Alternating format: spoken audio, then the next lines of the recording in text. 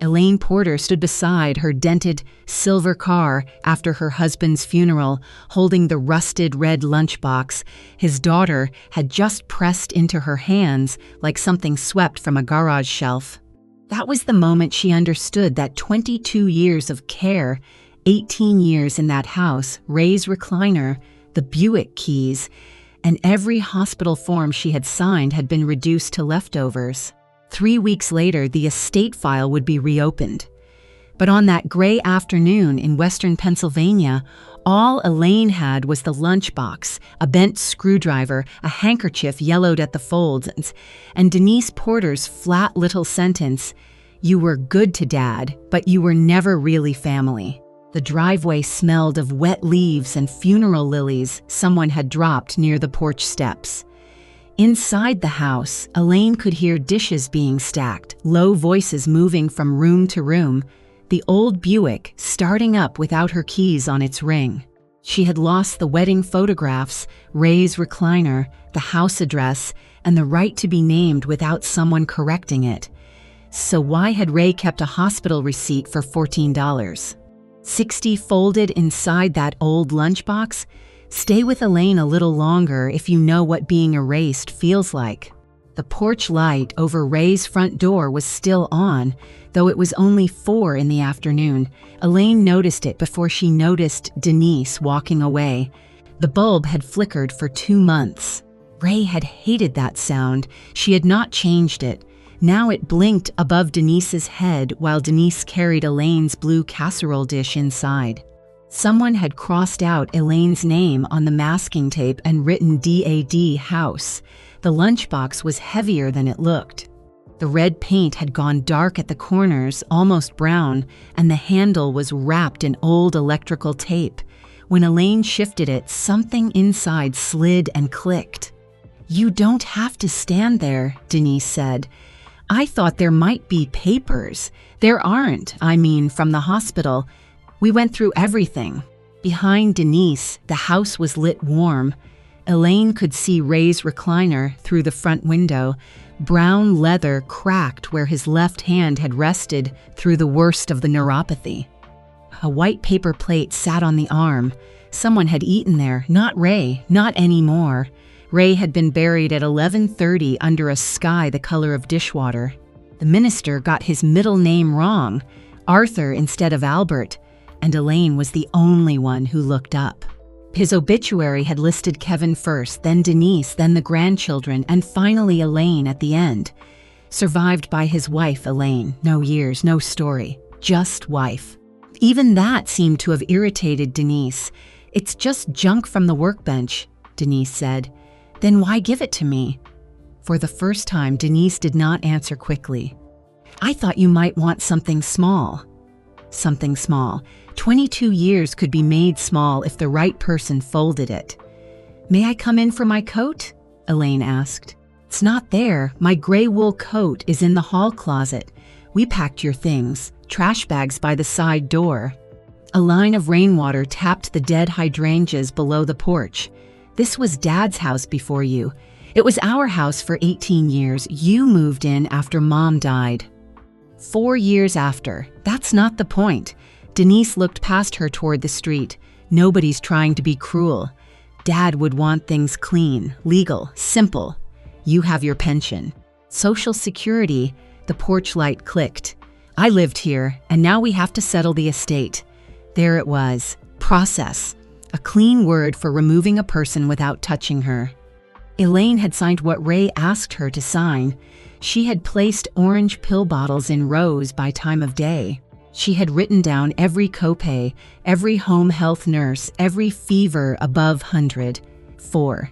She had slept on the vinyl chair in room 318 with her shoes on because Ray got embarrassed when nurses helped him stand. She had not thought to protect her own place in the house. That had seemed ugly. "Calloway will reach out," Denise said. "About what?" "The estate inventory, the personal property. Any allowance the law requires." Elaine turned the word over once, allowance, as if she were a guest who might be owed a parting gift. "I'd like our wedding photograph. We need to keep family photographs together. I'm in it. We'll make copies." From inside, a man called, "Denise? Do you want these files upstairs?" "Files? Ray kept hospital papers in the den," Elaine said. "We have them. I handled his billing, and now Calloway handles the estate." Elaine could have stepped onto the porch and named the drawers. The blue binder marked Cardi IAC 2009, the folder where Ray kept every explanation of benefits because he never trusted insurance companies after 1998. She did not. Denise had the door. Denise had the key. Denise had the confidence of someone who believed care was not the same as claim. Elaine placed the lunchbox in her car. "One more thing," Denise said. "We'd appreciate it if you didn't start calling banks, insurance, hospital, whoever. It complicates things." "I was his wife." "Yes," Denise said, "and we're not denying that." A pause. "But there's a difference between being married and being family." The door closed before Elaine could answer. Not slammed. That would have been easier to remember. It closed with the careful softness of a person who wanted to remain right. Elaine got in the car and sat with both hands on the wheel. The wipers were set too fast. They dragged across the glass with a rubbery squeal, clearing and clearing what kept returning. In the back seat, the lunchbox box rested on its side, latch facing up. Elaine reached back and pulled it onto the passenger seat. The hinge resisted. She pressed her thumb under the latch and felt a flake of rust lift against her skin. It left a reddish smear near her nail. Inside lay the bent screwdriver, an auto parts receipt, 2 folded index cards, and the handkerchief, white once, yellow now, soft at the creases. A smell rose from it, dust, old metal, and under the handkerchief folded was the hospital receipt. Mercy Ridge Hospice 339998 patient Buddy P. Amount $14.60. Elaine stared at the name until the porch light clicked again behind the glass. Buddy. No one had called Ray that except her. It had started as a joke in the billing office because he kept trying to leave before his paperwork cleared, and Elaine had said, "Not so fast, Buddy," while blocking the counter with her hip. He had laughed then. Not much, just enough. On the bottom line, beneath the payment code, there was a department stamp half faded by time, Pediatrics East. Ray had been 48 in 1998. Elaine folded the receipt along its old crease and slid it back into the lunchbox. Then she started the car. She drove 6 blocks before she realized she had not turned on the heat. The cold had settled into the steering wheel. It made her fingers stiff, and when she flexed them at the red light by the closed right aid, the rust stain near her thumbnail looked darker than blood. She was not going home. The 1-bedroom apartment on the west side of Latimer smelled of boiled cabbage and damp carpet. She had rented it 6 months earlier when Ray's last discharge required a hospital bed on the first floor, and Denise decided, without asking, that Elaine should have somewhere quiet to rest. It was supposed to be temporary, a place to shower, a place to sleep if Ray had a night nurse. She had slept there 4 times. Now it had become the only door her key still opened. Inside, the rooms were too clean because she had never lived in them properly. A couch from the Salvation Army. 1 lamp, 2 mugs, a stack of unopened mail on the counter. The radiator clicked and sighed under the front window, pushing dry heat into the silence. Elaine set the lunchbox on the kitchen table. It looked wrong there. She opened it again and laid every item in a row, the way she had once sorted hospital claims that came in without proper coding. The first index card said, "Furnace filter, 16 by 25 by 1 call Denny about mower ask Elaine where blue binder went." The second said, "No salt, after 6 take white pill with food don't let D."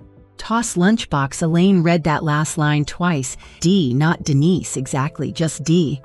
The receipt was thin, and the old fold had nearly cut the paper in 2.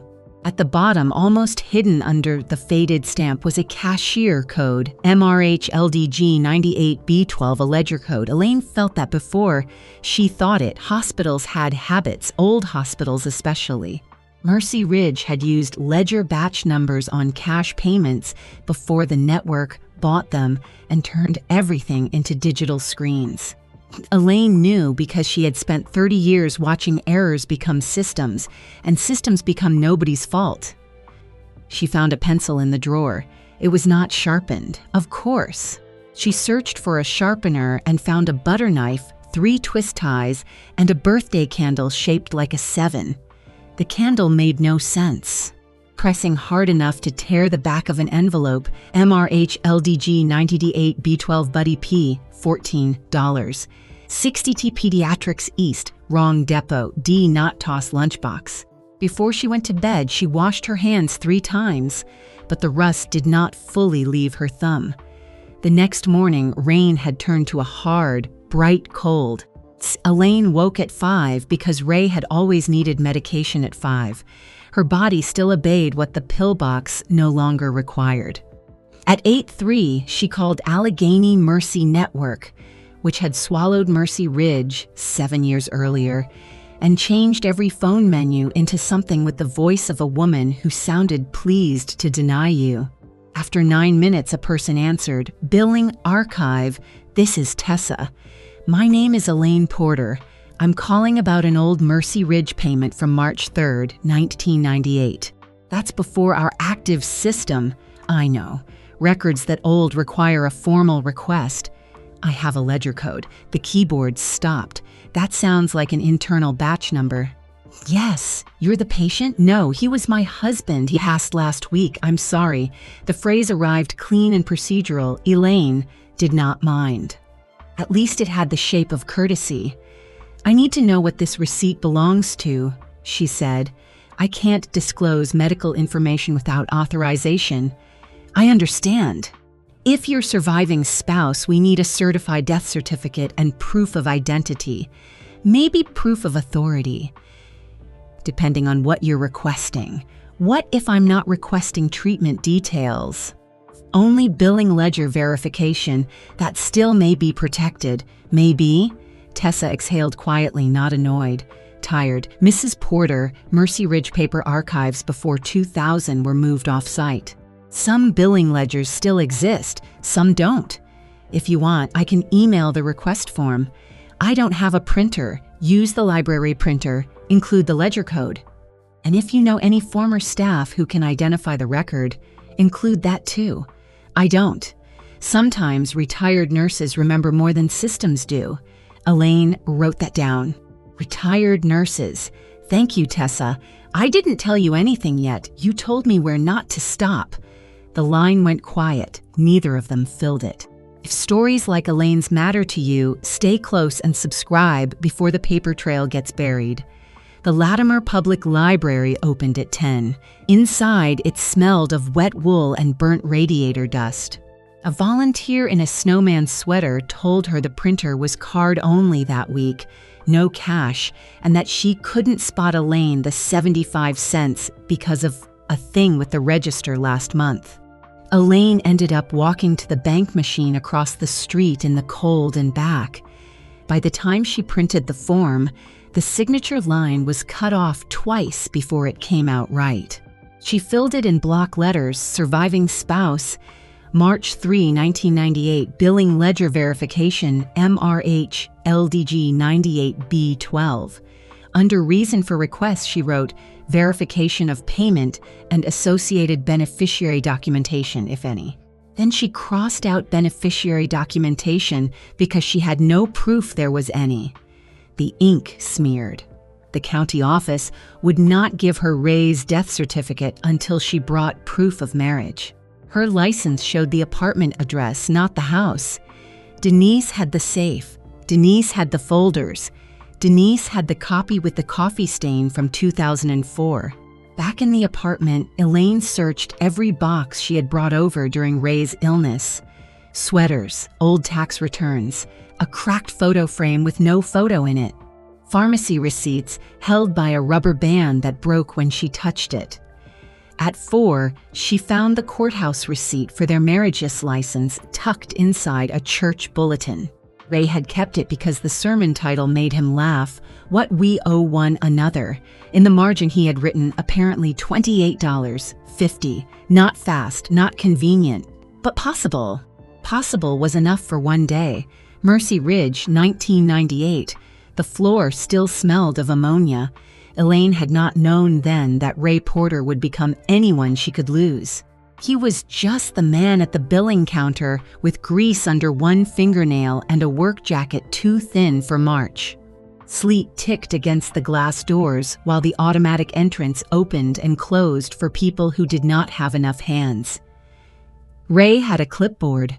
Everyone had a clipboard. His was bent at the corner because he kept gripping it.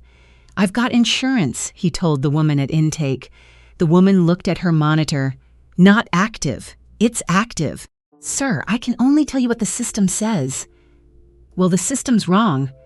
Elaine was 3 stations over, sorting denial slips.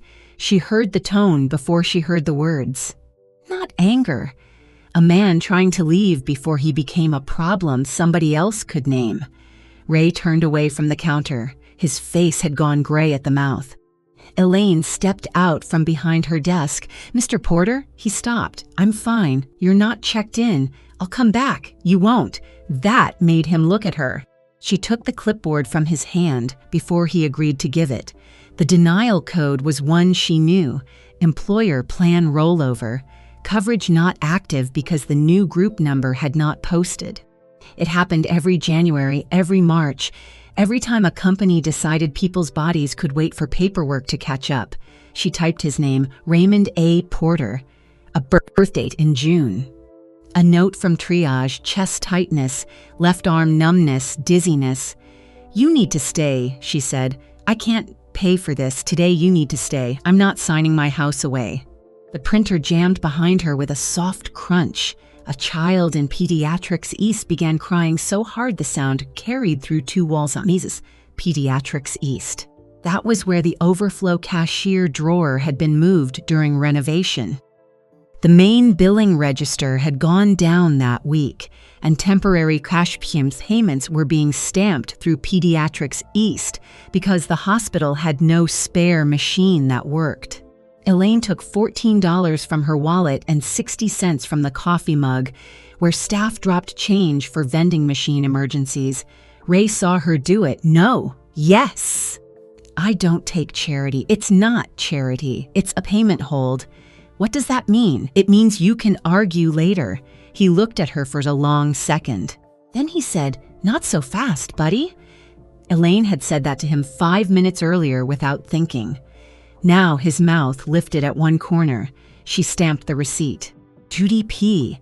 Not official, not proper. Just a nickname in the patient memo line because the temporary register required something, and Elaine was trying to keep the record from closing before the nurse could bring him back. She should not have done it that way. It worked. The receipt printed crooked, the ink light at the bottom.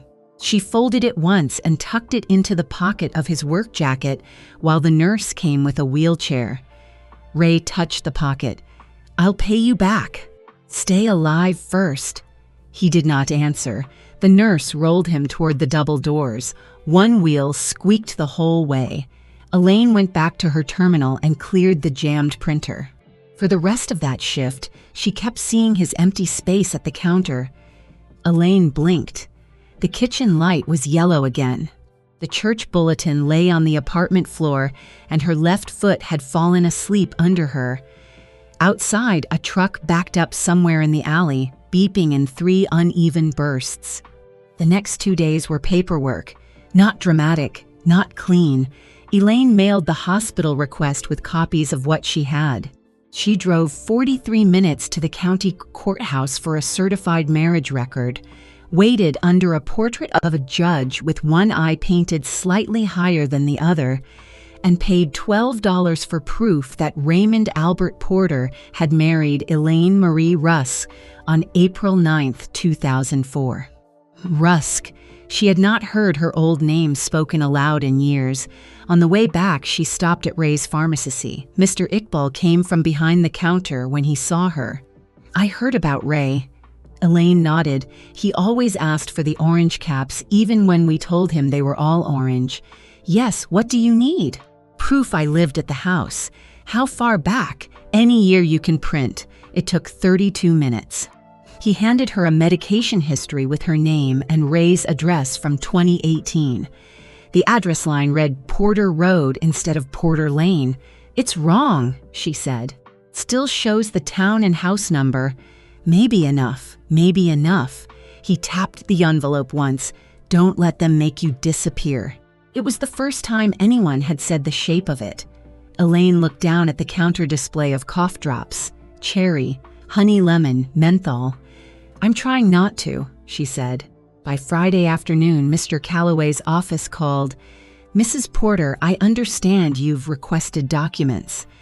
I requested my marriage certificate. I don't believe we have the original. You have estate files from Ray's house.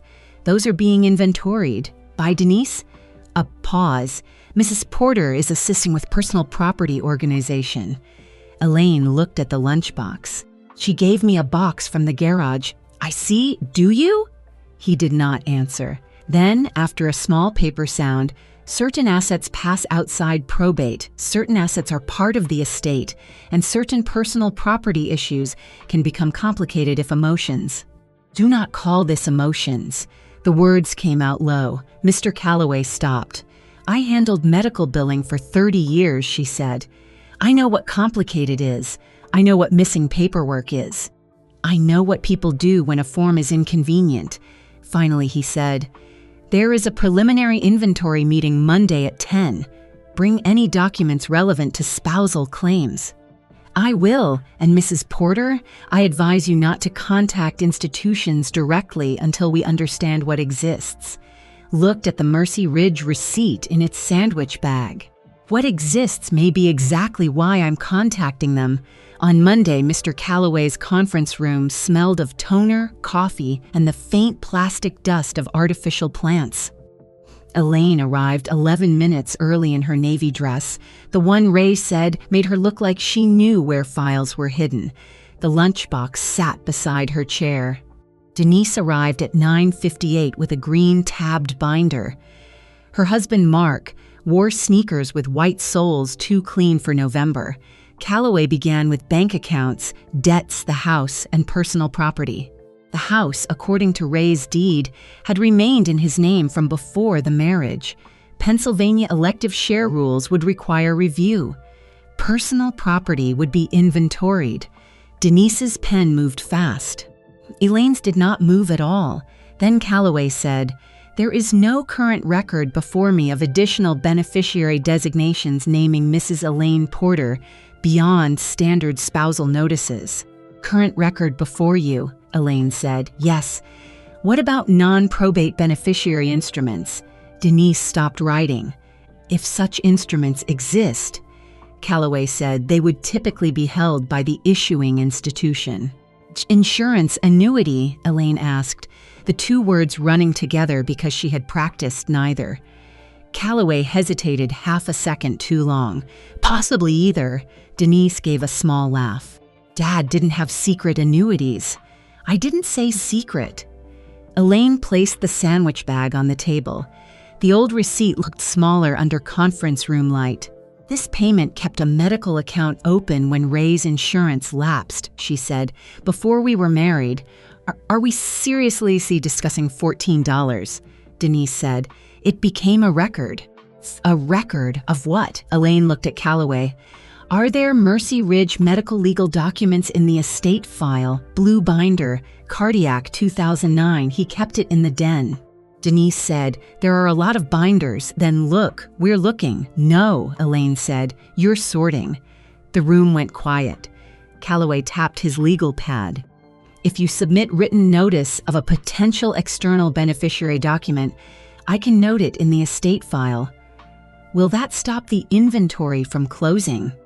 It may delay final accounting if there is a legitimate pending inquiry. What counts as legitimate? Documentation from an institution.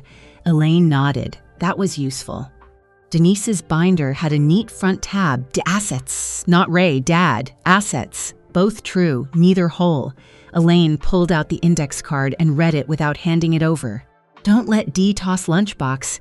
Denise's face changed only at the edges. Mark looked at his wife. Calloway wrote something down. That could mean anything, Denise. Yes, Elaine said.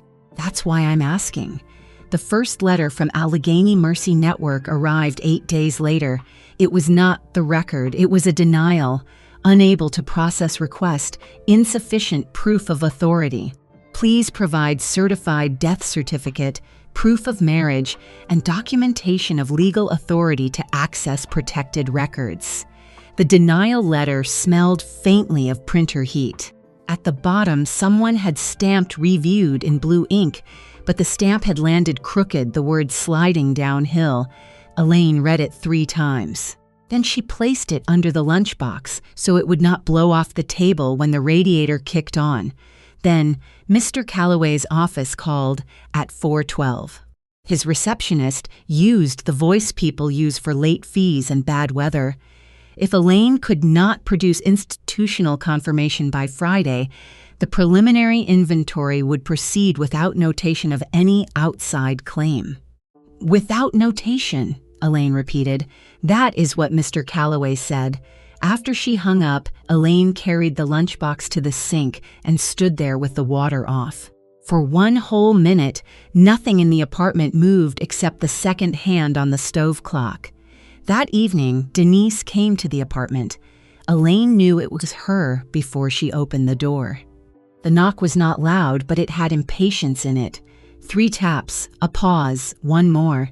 Denise stood in the hallway wearing a camel coat, rainwater beading along the shoulders. She held a white legal envelope so flat it looked empty. The hallway smelled of wet wool and somebody's fried onions. I won't stay, Denise said. Elaine did not invite her in. Denise looked past her, taking in the lamp, the small table, the lunchbox visible behind Elaine on the kitchen chair. You brought that thing inside. Elaine said nothing. Denise held out the envelope. Peter asked me to make sure you understand boundaries. Peter can call me. He did. You keep calling hospitals, 1 hospital, and former staff. I haven't found any former staff. Denise's eyes moved away too quickly. There it was. A small flicker, not proof, not even a lie, but something.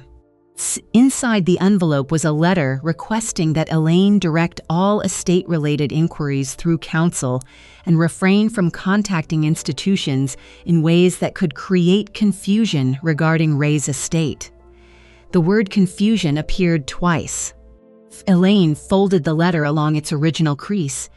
Did you find the blue binder? She asked. Denise's face held still. What binder? Cardiac 2009. I don't know. You know, Elaine, Dad was sick for a long time. He signed things. He forgot things. He felt guilty. You know how he got. Elaine looked at the rain on Denise's coat. 1 drop fell from the sleeve onto the hallway floor and made a dark spot in the carpet. He knew who changed his bandages. That's not what this is.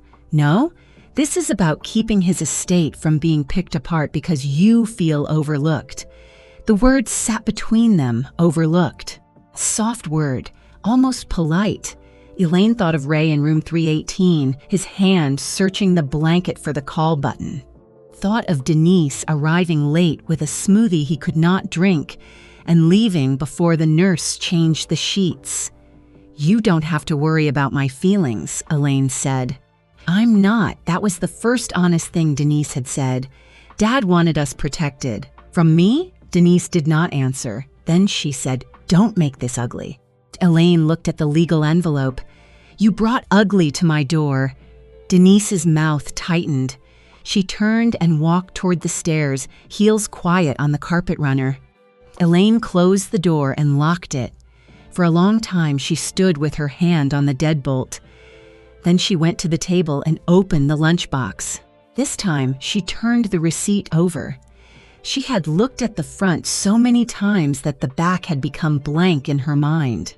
But under the yellow light, near the lower left corner, there was a line of pencil so faint it might have been a crease.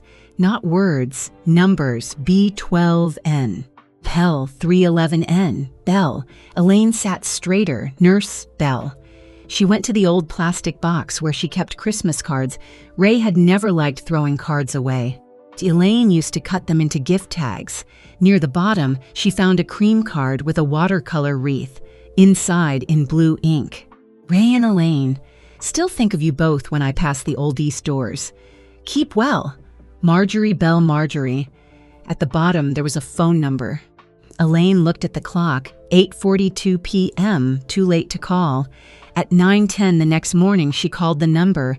It rang 6 times. A woman answered with television noise behind her. Hello, Mrs. Bell, Marjorie Bell?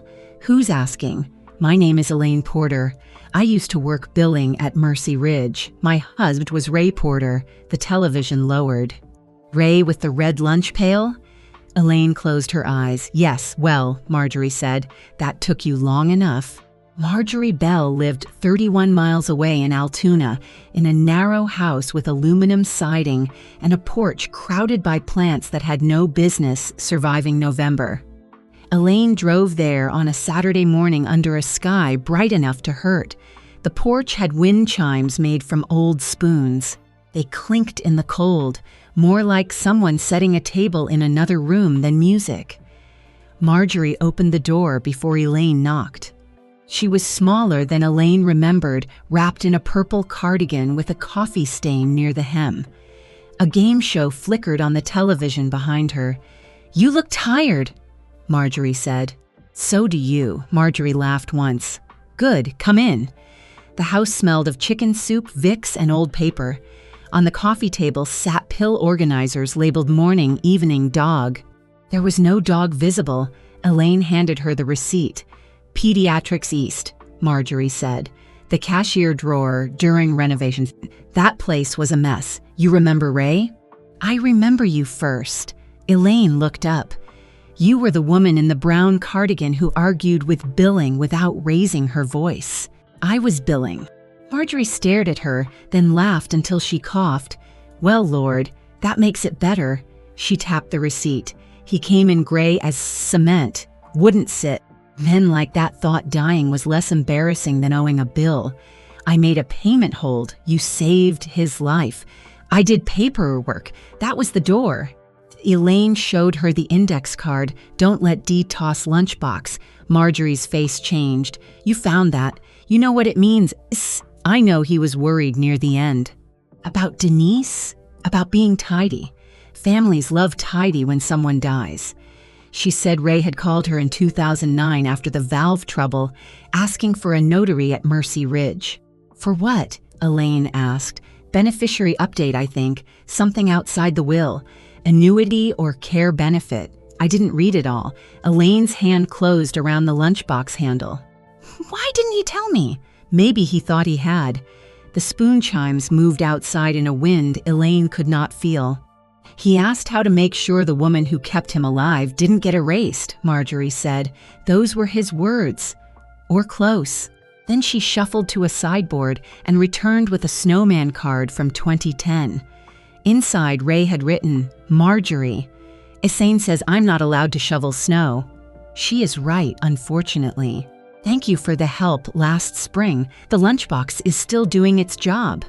Ray, the lunchbox is still doing its job. Elaine read the line until the words stopped behaving like words. What job? She asked. Marjorie sat back down. I don't know, but I know where to ask. First came another denial. Then the ordinary maze, one missing case number, one voicemail looping back to itself, one transfer that returned her to the same tired menu. Elaine kept a notebook, dates, names, extensions, exact phrases. Marjorie mailed a careful statement saying Ray had asked for help in 2009 with a beneficiary update related to spousal care and that he had carried documents in the red lunchbox. Not proof. Not nothing. Elaine scanned it at the library. The volunteer typed the subject line wrong, ledger B12 and posable beneficiary update, and Elaine let it stay wrong because she was tired. By the second week of December, papers covered the table in ordered stacks. The lunchbox had been cleaned only on the outside, wiped with a damp cloth that left the rust dark but not gone. Small routine formed around it: coffee, notebook, calls, wait, try again. One afternoon, she drove to Mercy Ridge's old campus. The east entrance was locked, but through the glass, she could see the faded pediatrics mural, balloons, and a bear with one eye scratched away. That wrong little department stamp had not been wrong after all. It was where the receipt could survive. On December 12, Tessa called. Elaine was eating toast over the sink because the table was full.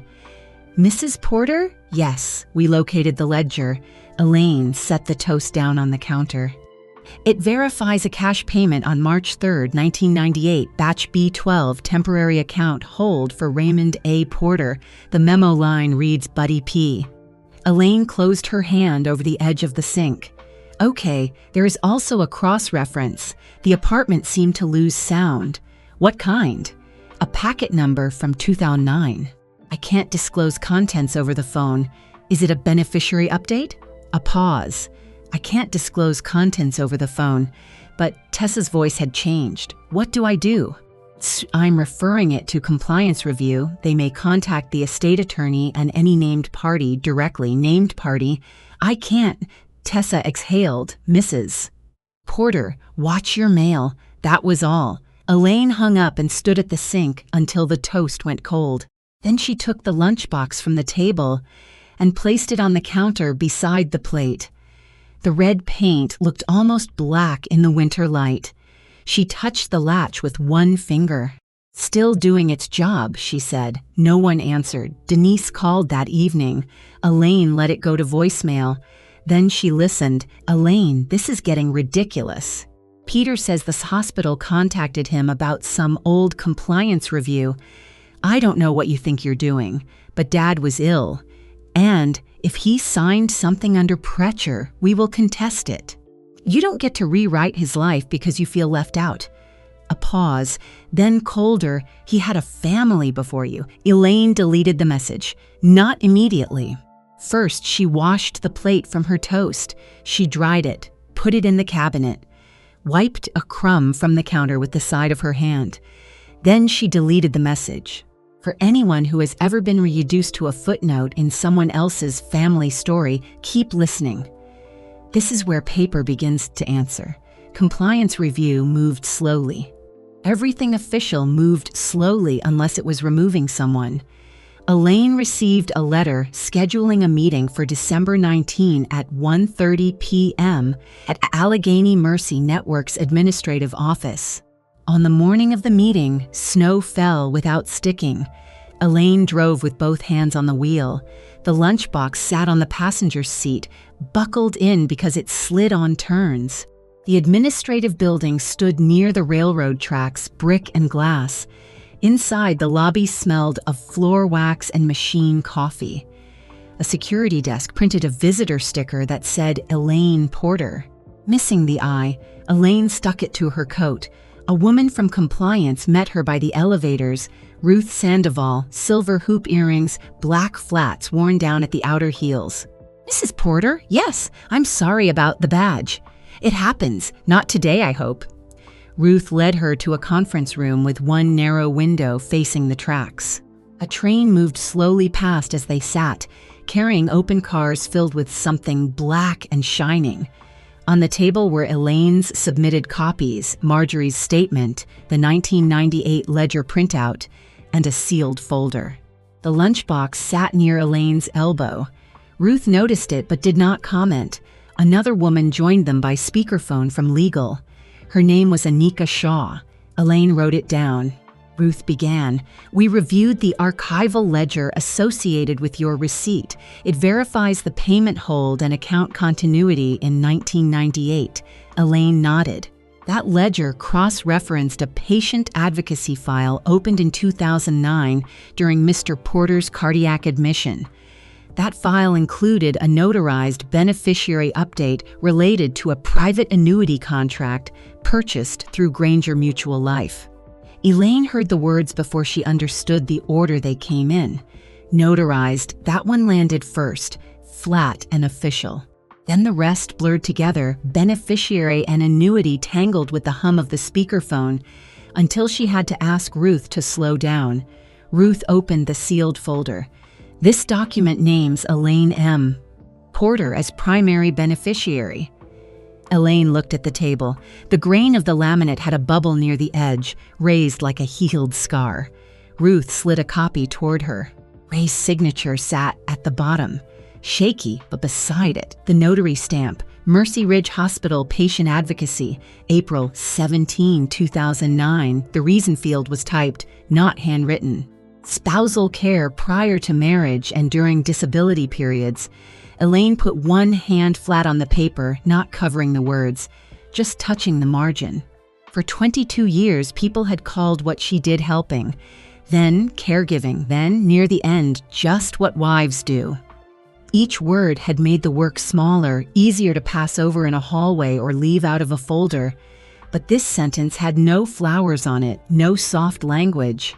No family version. It sat inside a numbered file with a notary stamp and Ray's crooked signature underneath, and it did not ask Denise what she believed. Ruth waited. The speakerphone hummed. Outside, the train wheels gave a long metal squeal. Elaine read the sentence again. Spousal care prior to marriage, he had known. Not in a speech, not in a card. Not in the way people say things at bedsides when they are afraid of being left. He had put it where a process would have to read it. Ruth continued carefully. Mr. Porter's original attorney retired in 2014. The file passed to Mr. Calloway's office with the rest of the estate records. Whether anyone read it is not something we can determine. Elaine looked up. By whom? Ruth did not look away. We are not making intent findings. We are saying the required notice was not submitted. Can it still be? Yes. Because the annuity passes outside probate, the estate cannot redirect it. We are sending certified correction notices to Granger Mutual and to Mr. Calloway's office today. You will receive a claim packet directly. Elaine swallowed. How much? Ruth glanced at Anika's name glowing on the speakerphone. We don't have current value. Granger will calculate. This meeting is about recognition and process. Recognition, there it was again, but this time not as feeling, as procedure. Elaine looked down at Ray's signature. The R began strong. The rest drifted. He brought documents in the lunchbox, she said. So Nursebell said. Most of what followed was forms, addresses, identity verification. A warning that Denise could dispute surrounding assets, but not the beneficiary designation without evidence of fraud, incapacity, or revocation. Was he incapacitated in 2009? Elaine asked. Ruth checked the file. Not according to the notary log. The hospital witness attested he was alert and oriented. Alert and oriented. Elaine had typed those words 1,000 times in other contexts. Now they sat beside Ray like two chairs pulled up close. At the end, Ruth made copies of the original receipt. The scanner took each page with a soft mechanical pull. Elaine watched the receipt disappear under the lid and come out again, still thin, still there. When she left, snow had stopped. Her visitor badge peeled off her coat in 2 pieces, leaving a white fuzz on the wool. She folded it and put it into the lunchbox with the copies. On January 6, Granger Mutual sent confirmation. The annuity would be transferred directly to Elaine, not to the estate, not through Denise, not subject to the household inventory binder marked Dede assets. The amount was not millions. It would not turn winter into spring. But after taxes, it gave Elaine enough to stay in the apartment, replace the car before inspection failed, and stop counting groceries before the register. It also required Mr. Calloway to file a corrected estate inventory. That part mattered more than the number.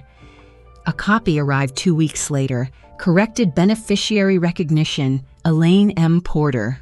The phrase was printed near the middle of page 3.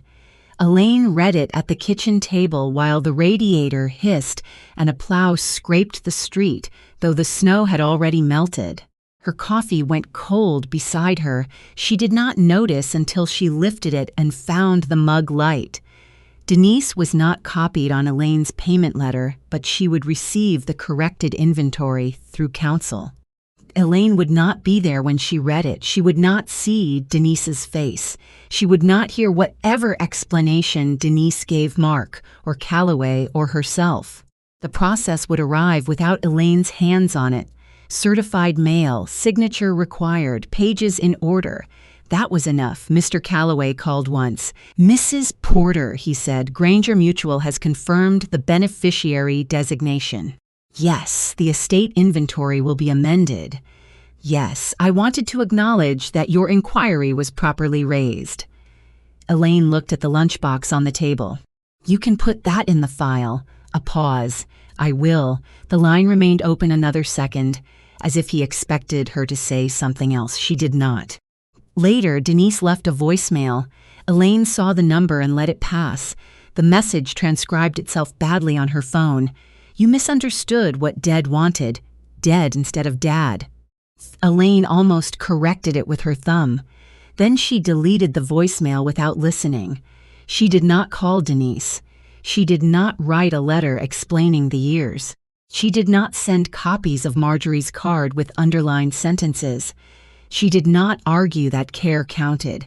The file had done that in the only language Denise had chosen to respect. That winter, Elaine bought a chair with firm arms, waterproof boots, and a Tuesday evening watercolor class because, Ray once said, she noticed colors other people walked past. The first night, she painted lemons that looked more like potatoes. The instructor said, "Good shadows. They're accidental. Most good shadows are." She kept the page. By February, the apartment no longer looked temporary. A blue rug by the door, one courthouse photograph on the wall. On the shelf beside the door sat the rusted lunchbox. Elaine had tried once to clean it properly. She filled the sink with warm water and a little Dawn, the lemon scent rising sharp in the steam. Brown water ran down the drain. The red paint brightened in patches, but when she reached the hinge, she stopped. Some rust belonged to the years it had survived. Inside, she kept the receipt, Ray's index card, Marjorie's card, the corrected beneficiary recognition, and the visitor badge misspelled Elaine, not because she needed to prove it every morning. Because once a thing has been thrown away, it deserves a place where no one mistakes it for trash. One late afternoon, when the light came low and amber through the apartment window, Elaine stood by the shelf with her coat still on. Snowmelt ticked from the gutters outside. Somewhere downstairs, Mrs. Alvarez's television murmured in Spanish, then went quiet. Elaine took the lunchbox down. The latch resisted. She opened it, checked the receipt, then closed it again. A small click, metal against metal, not smooth, not broken. She placed it back on the shelf beside the door, exactly where Ray used to leave his keys, and turned off the kitchen light before the room had gone completely dark. The hinge kept its rust.